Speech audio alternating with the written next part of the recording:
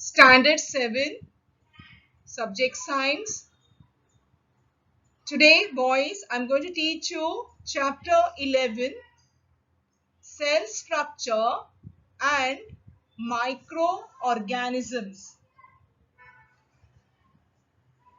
Now, you must be knowing the body of all living organisms are made up of minute components.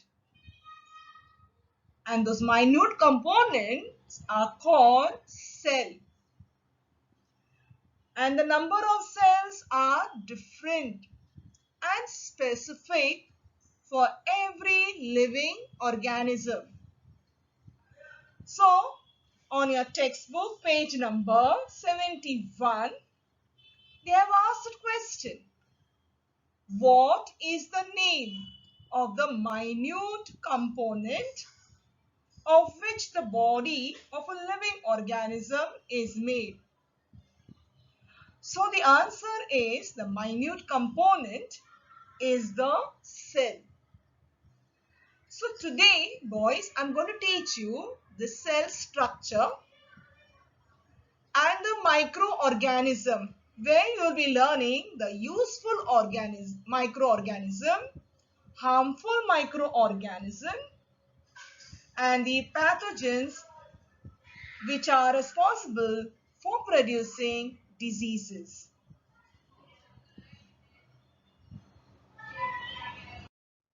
Cell.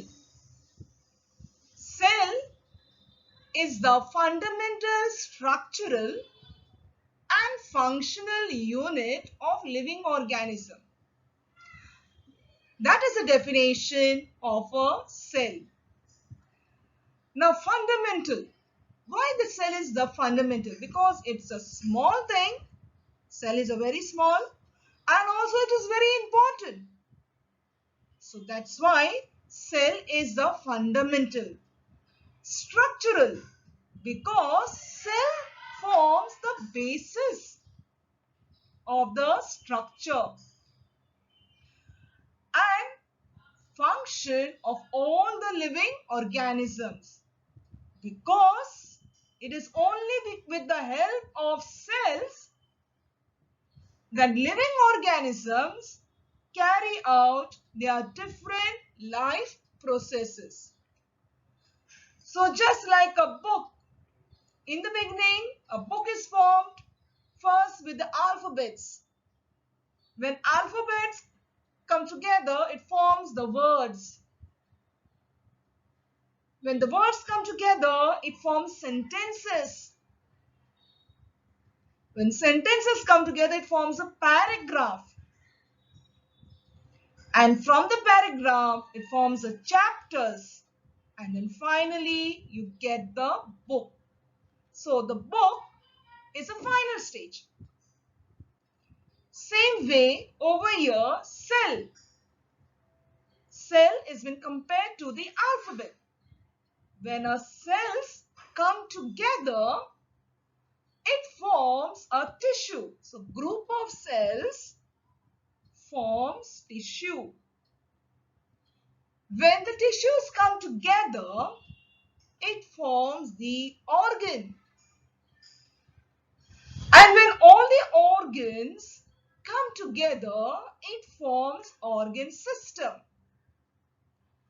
Now over here, this organ system, you must be knowing the organ system like digestive system, respiratory system, excretory system, reproductive system, all this. So all this, then it forms a body, because all this organ system is present finally in an organism.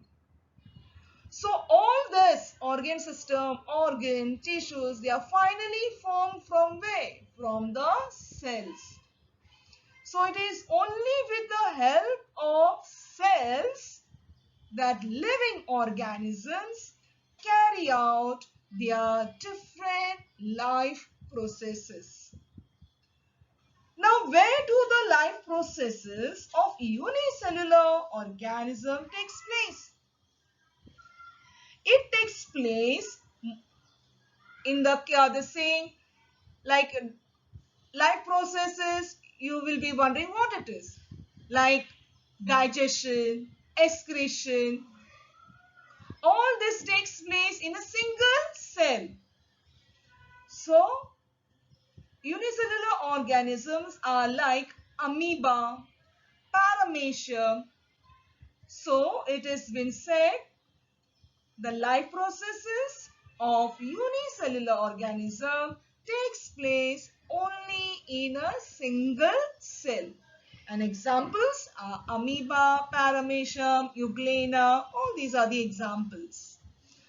Now, who is the one who studied about this cell? It is Robert Hooke, the scientist. He saw a thin section of cork under a microscope and he saw hexagonal shape-like structure, and that he named as cells. Now this word cell is called cella from the Latin word which means small room.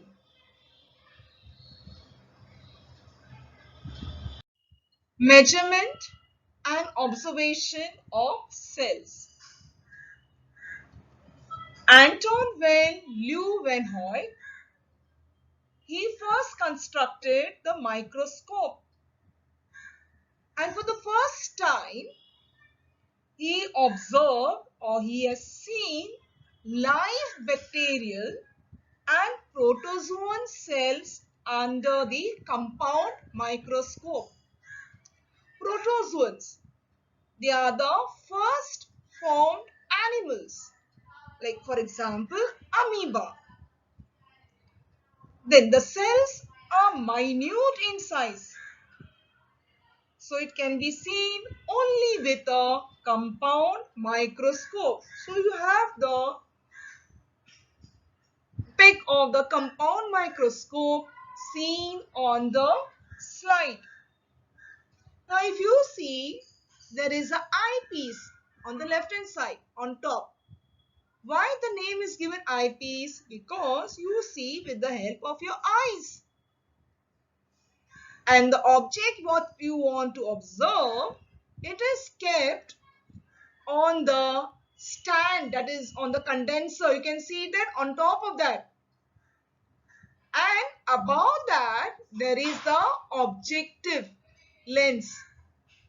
Why it is called objective lens? Because just below that objective lens, you are going to place your object on the glass slide. And then with the help of eyepiece, you will be able to see the specimen. So over here, the units used for measuring the sizes of cellular structure is micrometer and nanometers. Now over here, you have a ruler. In that 1 centimeter, there are how many divisions? 10 divisions. And each of that is a millimeter. So 1 centimeter is equal to 10 millimeters. This you all know, boys. But 1 millimeter is also equal to 1000 micrometers, because the cells are so minute. And 1 micrometer is equal to 1000 nanometers. Now the question can also be asked, why a compound microscope is used for observing the cells? You can write down, because the cells are very tiny, or you can say extremely minute in size, which cannot be seen with our naked eye. And so this object, when kept on a glass slide, it is magnified many times by the lens of the compound microscope. So compound microscope is used for observing the cells. Cell size. Cells are of many different shapes, which you can see on the slide. The figures are there. The cells are circular in shape, broad shape, columnar, spiral, oval, rectangular, and so on. There is a great change also in the shape of the cells, and their shape is related to their function. Like amoeba, you can see the diagrams on page 73 of your textbook. Amoeba. Amoeba, it changes its shape when there is a food particle around it. It tries to project it outward so that it can engulf it. So then what happens? The shape changes related to their function because it needs food. So it is changing its shape. Same way, the red blood cells. The shape is round.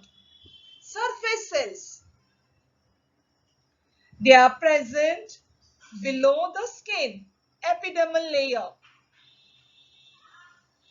Then there is the muscle cells, which are found in the muscles of the body. Little slightly they are elongated. See, the shapes are different in the other side. Then there is the egg cell, which is a part of the reproductive system. Then there is a fat cell. When there are below the skin, there is a fat layer. So as a result, the cells looks little round. Then there is a spirogyra, where the cells are in rectangular shape. Then there is a bone cell. See, you can see the shape of it. They are quite different from each other. Then there is a nerve cell, which sends messages from the brain to all the parts of the body. That you will learn in detail when you come to the higher class. So you have seen there is a great change in the shape of the cells, and their shape is related to their functions. Then each cells, they also contain various components for carrying out the life processes of the living organisms, and these components are called organelles. Like for example, when you take amoeba, amoeba has a nucleus, it has a food vacuole. So these are called the organelles. So these organelles are studied in detail with the help of electron microscope. Why? Because they can magnify, they can enlarge images up to 2 billion times of their actual size. That is 2 into 10 raised to power of 9. So 2 billion times the image can be magnified.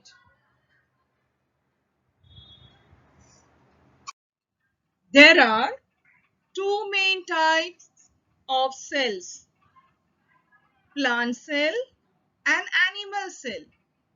You can see the diagram of both the cells on the slide. Now these cells, they consist of various types of membrane bound cell organelles, meaning if you see in the plant cell. In the plant cell, right down, you can see Golgi body, mitochondrion on the left hand side, right on top. Then there is a nucleus which is seen at the center, brown color. Same way in the animal cell also, you will see the Golgi apparatus seen at the bottom, mitochondrion. So they all have a membrane or a covering. And this Golgi apparatus, mitochondrion, they are the cell organelles. We don't call them organs. We call them as cell organelles. So, plant cells, if you notice both the cells, plant cell and animal cell, but plant cell have a cell wall which is marked on the left hand side right on top,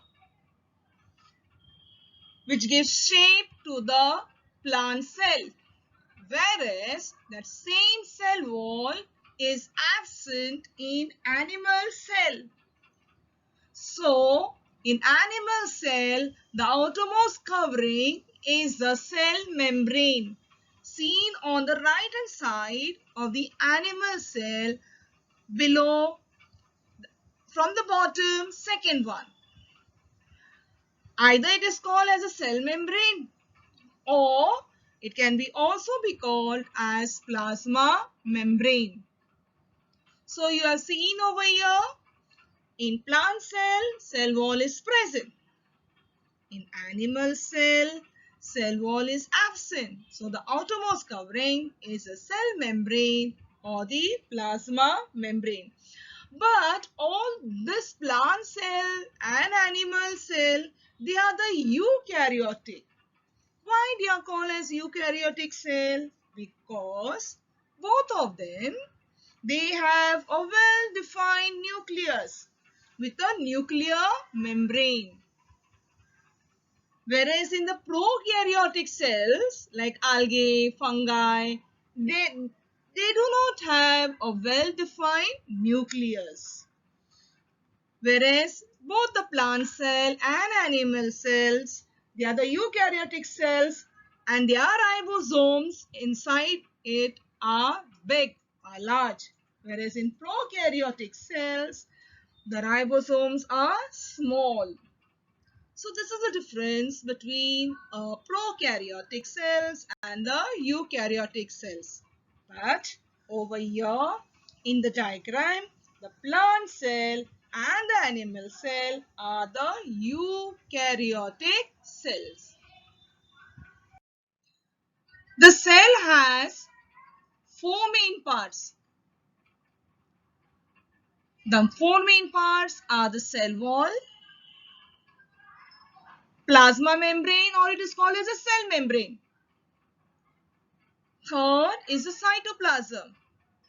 Fourth is the cell organelles. I told you, no, you can't call them as organs. They are called the cell organelles like nucleus, endoplasmic reticulum, Golgi body, chloroplast. All these are the lysosomes. These are all the cell organelles which are coming under the heading cell organelles. So the cell, overall, cell has the four main parts. Now the first one is the cell wall. Earlier to this, you have seen the diagram of the plant cell and the animal cell. And I already told you, boys, that cell wall is present only in the plant cell, which is the outermost covering. So when it is the outermost covering, meaning it provides protective layer outside the cell membrane, and also it provides structural support and protection. That is a function of cell wall. Now the next one, second one, is a plasma membrane, or it is called as the cell membrane, which is the outermost covering of animal cell. So what it will do? It will control the movement of substances in and out of the cell. It also protects the cell from its surrounding. That is a function of the cell membrane, or it is called as the plasma membrane. Then the function of the cytoplasm. Now, cytoplasm, it's a liquid part of the cell, like a jelly-like type of liquid. It occupies the space between the plasma membrane and the nucleus. And inside the cytoplasm, what are present? Cell organelles like mitochondrion, Golgi body, all these are present scattered in the cytoplasm. And the next one is the cell organelles. And cell organelles includes nucleus, endoplasmic reticulum, Golgi body, etc. And now I'm going to tell you about the nucleus and then endoplasmic reticulum, because endoplasmic reticulum is always attached to the nucleus, followed by Golgi body. Nucleus. Nucleus is the first organelle. It is most important organelle of the cell. You can see the nucleus which is already marked in the plant cell, brown in color. Now this nucleus, it controls all the functions of the cell. And on the right hand side of the nucleus, you will see the blue structure, that is the endoplasmic reticulum. Now this endoplasmic reticulum is always attached to the nucleus. So it is a sprawling net-like organelle. Its function is to make changes in the proteins produced by the ribosomes. Once the changes are done in the proteins by the ribosome, it is sent to the next organelle, that is the Golgi body. On the right hand side, right down, you can see just below the nucleus, the Golgi body. Now these Golgi bodies are made up of several flat sac-like structure. Now what is their function? They distribute the proteins which have been produced by the ribosomes. So their function is the proper distribution of proteins. Then next after that is the mitochondrion. On the left hand side, the third labeling part, mitochondrion. Mitochondrion meaning it's a singular. When there is two or more, then it is called mitochondria. So this mitochondria also has a double covering and it produces energy. Since it produces energy, they are called as the powerhouse of the cell.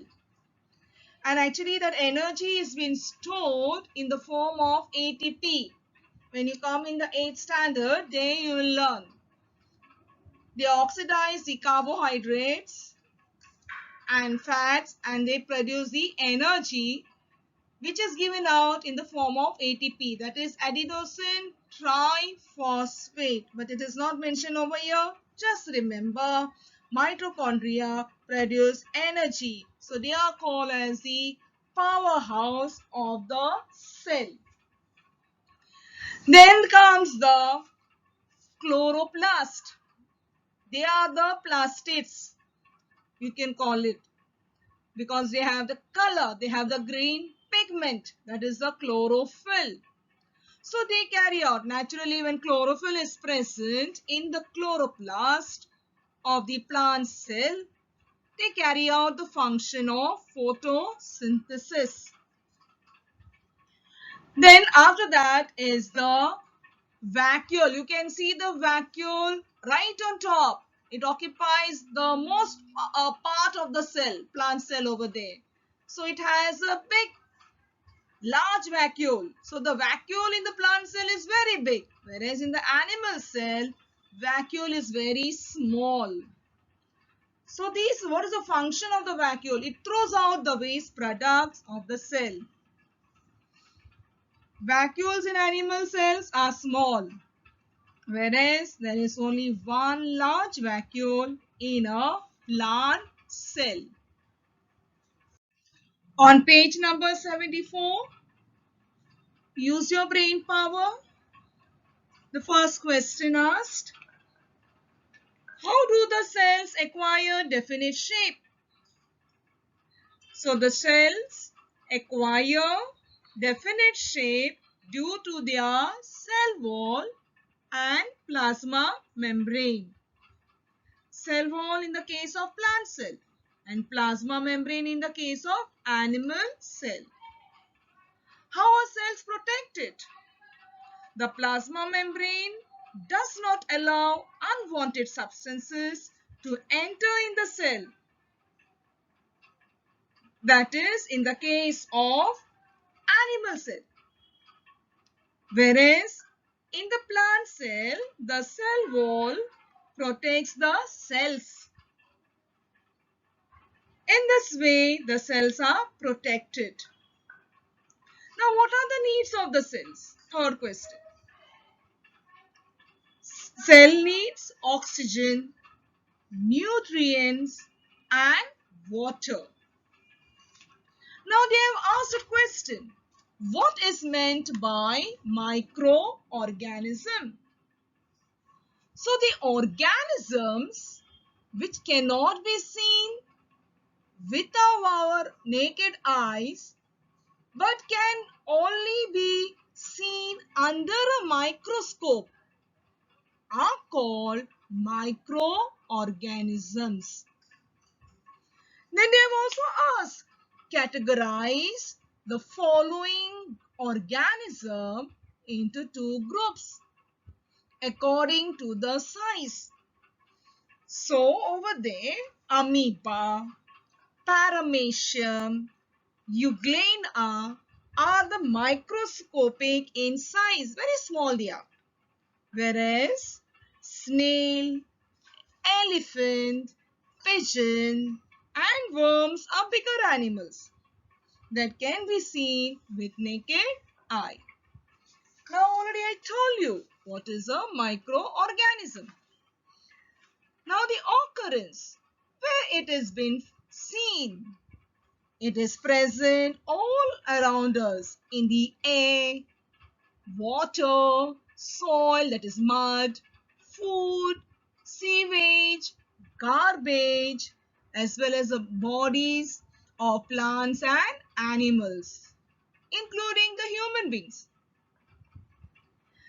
You must have seen there are some microorganisms, they live singly, meaning in single. That is like amoeba, paramecium, whereas some live in colonies, in groups. Now, some microorganisms, they also live on the remains of dead plants and animals. For example, you can say about the yeast. Then the next one is about the nature of microorganism. Now, some organisms, microorganisms like the fungus. Now, you must have all seen the fungus which grows on bread, moist bread, which is kept outside for many days. You will see the fungus develop. And most of the microorganisms such as bacteria and viruses, they are unicellular, made up of one cell. Then you know that they do not have the membrane bound organelles, that is the bacteria and the viruses. So the plasma membrane, cytoplasm and nucleoid are their only components. So such cells are called as prokaryotic cell, where the nucleus is not well defined. They do not have a membrane, they do not have a nucleolus, all this. So such type of cells are called as the prokaryotic. Whereas the plant cell and animal cells are the eukaryotic cells, because all the cell organelles, they have a covering, they have a membrane bound organelles. Now you will see on the slide the diagram of the prokaryotic cell, where the nucleus is not well defined. The next one is about the growth of microorganism. Before I start with the growth of microorganism, boys, I want you have to practice this one diagram of prokaryotic cell. So you practice it 2 times with a labeling. So you must know where is the cell wall, where is the nucleoid, plasma membrane, cytoplasm. Now the growth of microorganism. Now if you go to see, microorganisms are also called as microbes. And these microbes, they need oxygen for their growth. Whereas some microbes, they can grow without oxygen. Some microorganism or the microbes can live even in the extreme conditions, like the ocean floor, ice in the polar region, hot water spring, like that. They can survive, they can live in such extreme and adverse condition. So in that condition, what happens? What the microbes do in that adverse condition, in that extreme condition? They form a very thick covering. You can see in your textbook on page number 76, because the diagram on the slide is not that very clear, but you can see in your textbook. During extreme condition, microbes or the microorganism, they form a very thick covering and they stop all their life processes. So when the condition is favorable and the outside environment is good, then what they do is they come out from that protective covering, that is called the capsule, which is marked over there in your diagram. So on return of the favorable condition, they come out of the protective covering and then they continue their life processes. In this way they do. And that capsule or the thick outer covering is developed only in extreme and adverse conditions. Useful microorganism. Microbes or the microorganisms present in the soil, cow dung, etc. They break down or they decompose the garbage to obtain the food material. So what happens is the garbage is soon changed into manure of the best quality and our surroundings are kept clean. So they are called as a useful microorganism. Then it is also asked over there, why should dry and wet waste be collected separately? The wet waste can be decomposed using bacteria.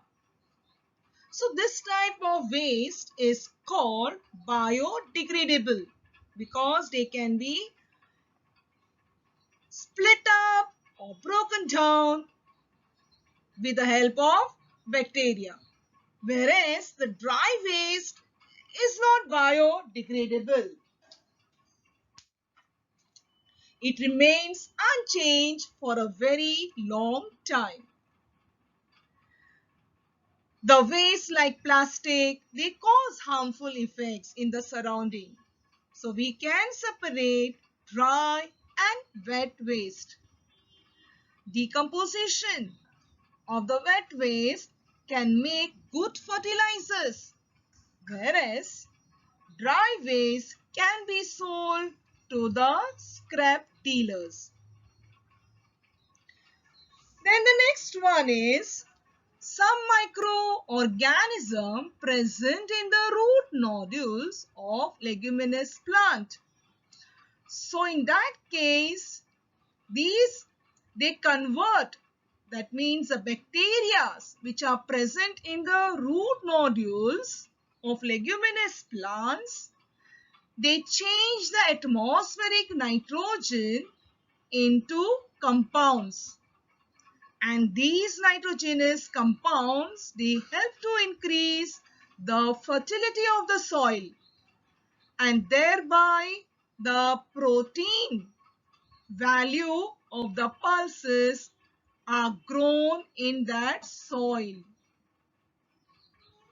Then also it is asked over there, why is yogurt mixed in the batter or dough for making rava idli, bhature, naan? It is asked as it. That is because of the fermentation process. And this process of fermentation was discovered by Louis Pasteur. Now, what is fermentation?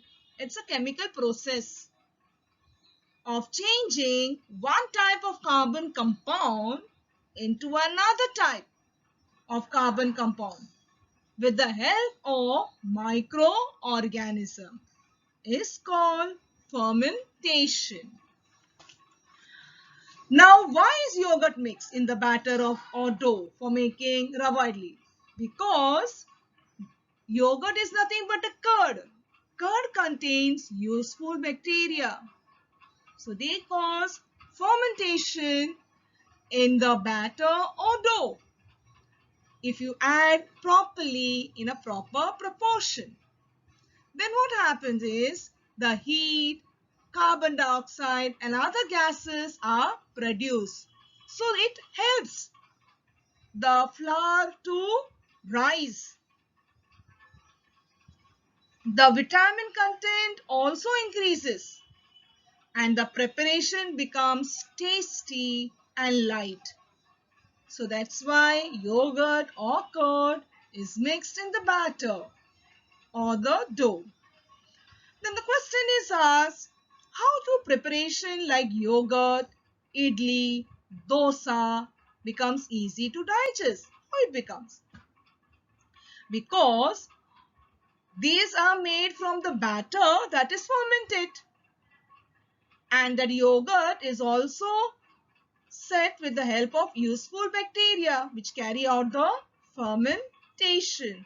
As a result, they are easy to digest. Antibiotics. They are the type of medicine to destroy the pathogens. They are the microorganisms which produce the diseases. So these antibiotics, they destroy the pathogens and retard their growth, meaning stop their growth. They are produced with the help of specific microbes. For example, antibiotic penicillin is prepared from fungus.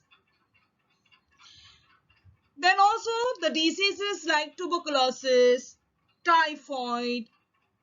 Tuberculosis is the TB, typhoid, where that person who has typhoid, their intestines are swollen, so it is very difficult for them to digest the solid food. Cholera, the one who gets, they have the symptoms showing continuously vomiting. So the diseases like tuberculosis, typhoid, cholera are now under control because of antibiotics. So antibiotics, they are the type of medicine to destroy the pathogens and stop their growth.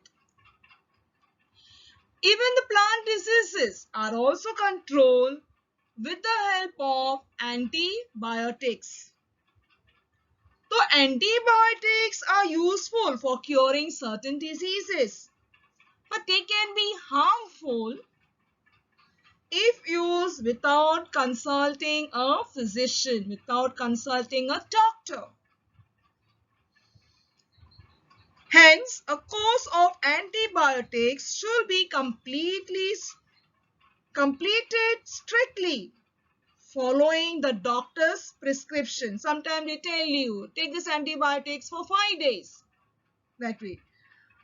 But you should not take any medicines on your own to treat ailments like body aches, headache, common cold, etc. You must always consult a physician. So that's why it is said antibiotics can also be harmful if used without consulting a physician. Now, why are infants vaccinated according to a fixed time schedule? This is a question asked on page number 78. Now, the infants, their immunity power is very weak. So, the vaccines are given to them in order to build disease resistance in them. You must all have been taken BCG vaccine at the time of birth to protect you all against the tuberculosis. Now, what is a vaccine?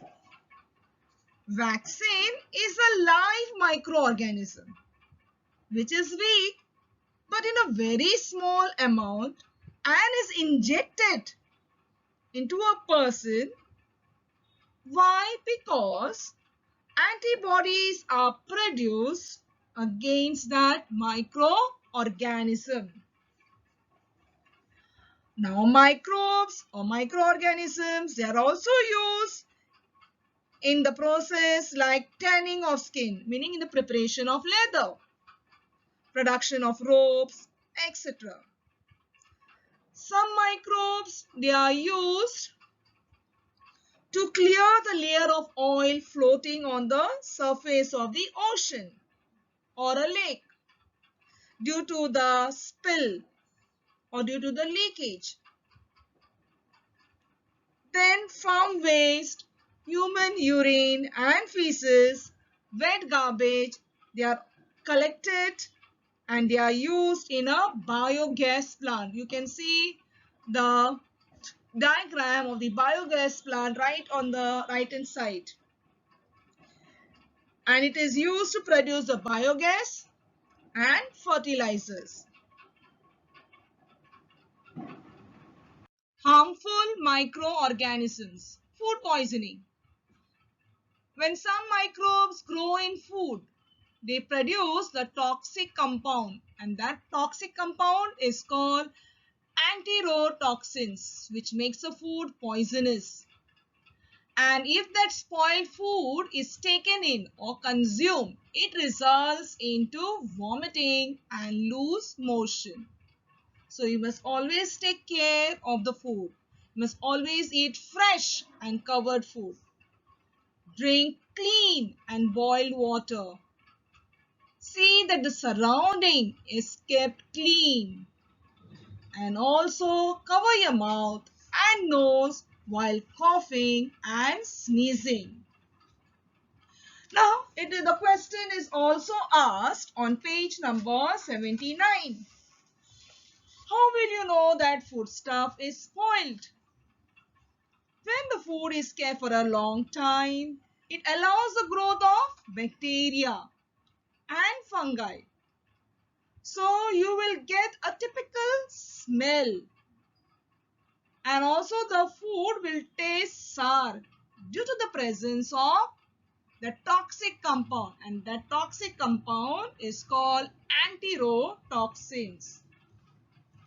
So the next question, what precaution will you take while purchasing the food?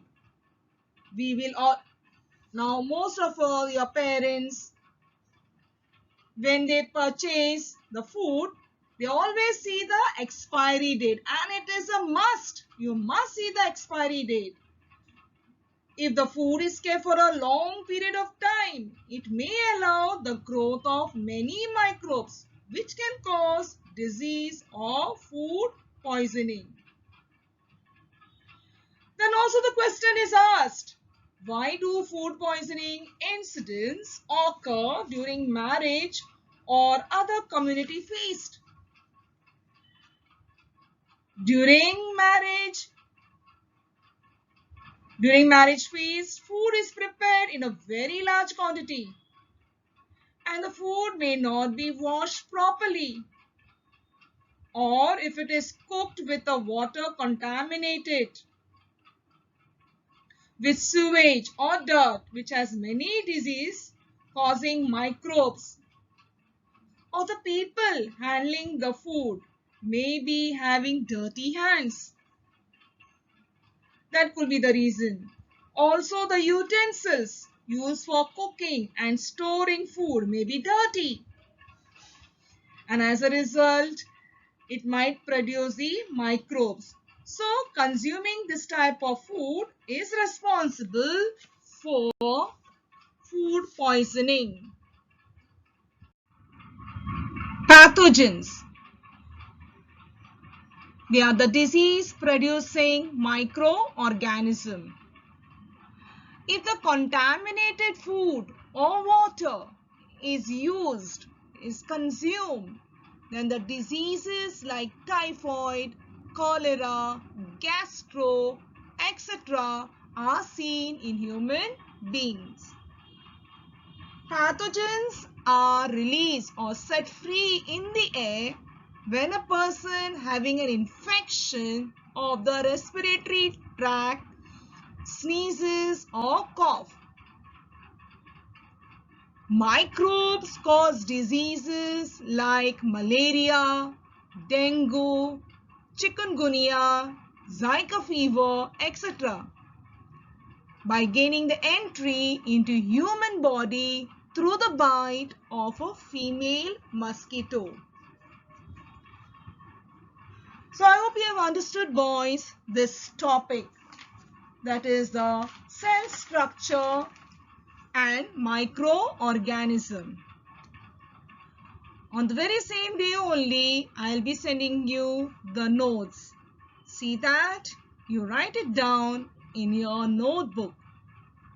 And also I'll tell you, boys, read the lesson. Make a habit of reading the lesson. When you read the lesson, you will follow it much better. Thank you, boys.